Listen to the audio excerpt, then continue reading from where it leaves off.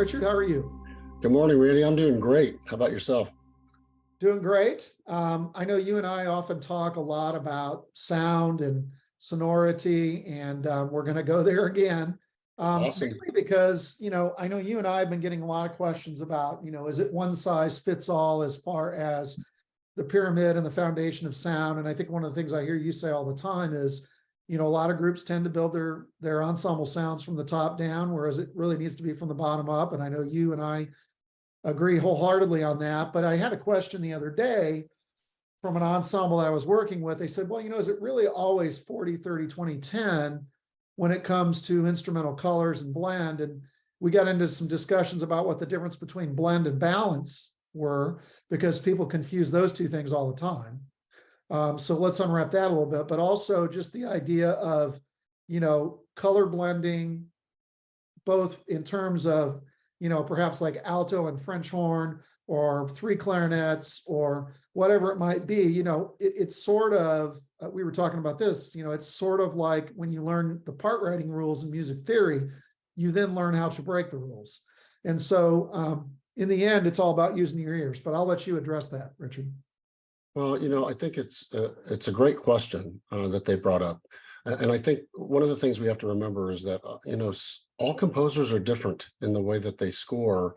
I mean, you can't necessarily compare Granger's scoring to modern day composer scoring. There's just so many things to think about there, but here's kind of how I explain it when I talk with directors or even to groups. I use the 40, 30, 20, 10 analogy, and just so everyone knows too, it doesn't have to be those exact percentages.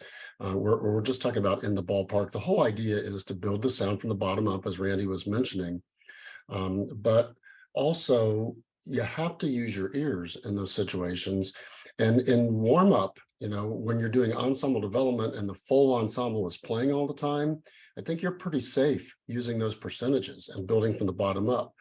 But a lot of times, the full band isn't scored for in a piece of music. So what if you're just doing a section where it's nothing but just woodwinds, and maybe there's not even any low woodwinds in it? It's just maybe flutes, oboes, and clarinets. Then how do we do the balance? Well, I still think, number one, folks have to remember that the melody in most cases is going to be heard. Now that goes against some ways of thinking, because some folks are always saying you got to get stuff out of the way for the melody. Okay, and I agree with that, but I also think that sometimes we go too far with that, where the melody is literally 50% above the ensemble instead of 10 or 20% above the ensemble, where I think it should be. So even in those situations where you're doing small groups, I think that the lower parts are still really important. And if the upper parts are going to be in tune, they have to be able to hear the lower parts. Second part has to be able to hear third. First has to be able to hear second. But are the percentages the same? Probably not as the 40, 30, 20, 10, but it's the same concept. And I don't really think you can go wrong by building generally any orchestration, whether it's small, chamber, full group, whatever. I don't think you can go wrong by looking at those bottom parts and making sure that they're supporting the top parts. Do you agree with that? Yes, absolutely. I think that a lot of times, I experiment with what the color is. A perfect example is in marches. Sometimes you'll have clarinets. Sousa did this a lot, as you well know, low register clarinet with euphonium.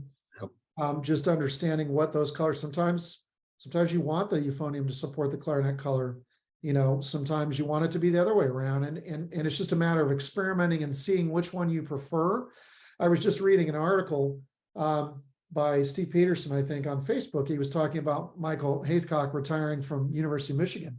And he was talking about the differences in the Michigan sound between Ravelli,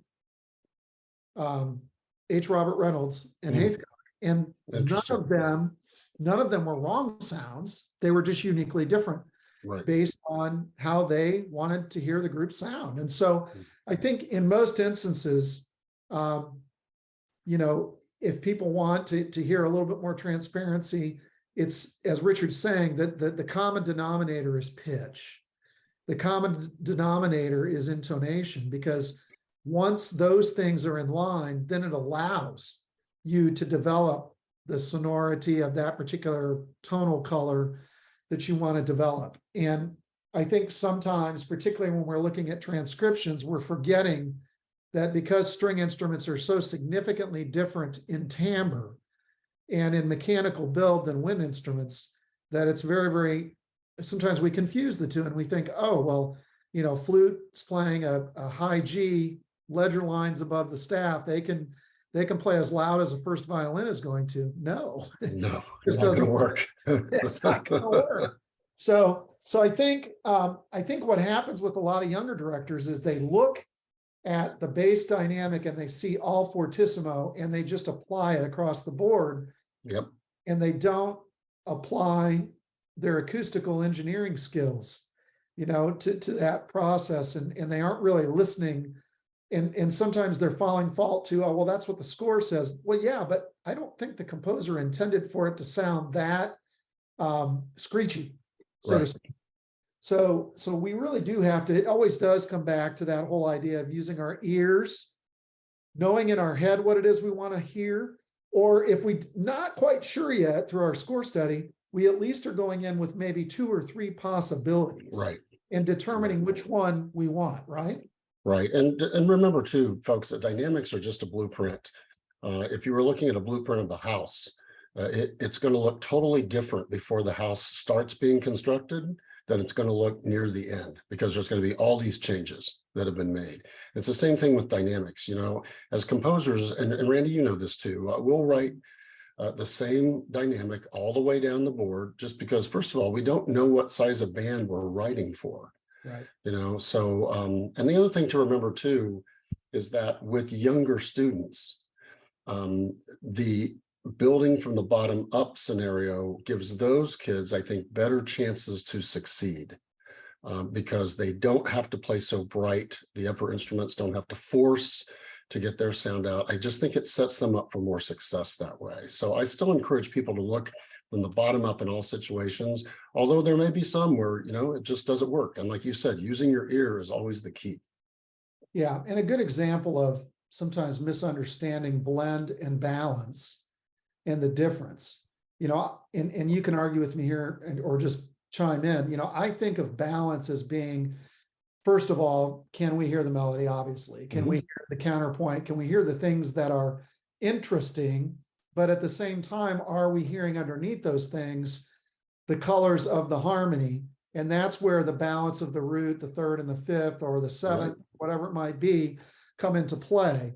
The blend is really about the tonal color when it's in tune, and when it's, balanced such that it resonates in tune much better. So that's what color is to me, but go ahead and expound on that. No, I agree 100%. And the simplest way, I think, if you're trying to explain it to kids sometimes, is that balance is a little bit more of a volume issue. Blend is a little bit more of a matching issue. Because like you were saying, Randy, and I agree 100%, you're trying to hear different colors at different times. And so you have to make sure those colors are being played at the right volume relative to the rest of the ensemble. Then you need to also make sure that within those colors, there's a beautiful blend, so that that transparency comes through that you were talking about. So yeah, it's I think it's one of the funnest things we do. The most fun thing we do is try to create that kind of transparency.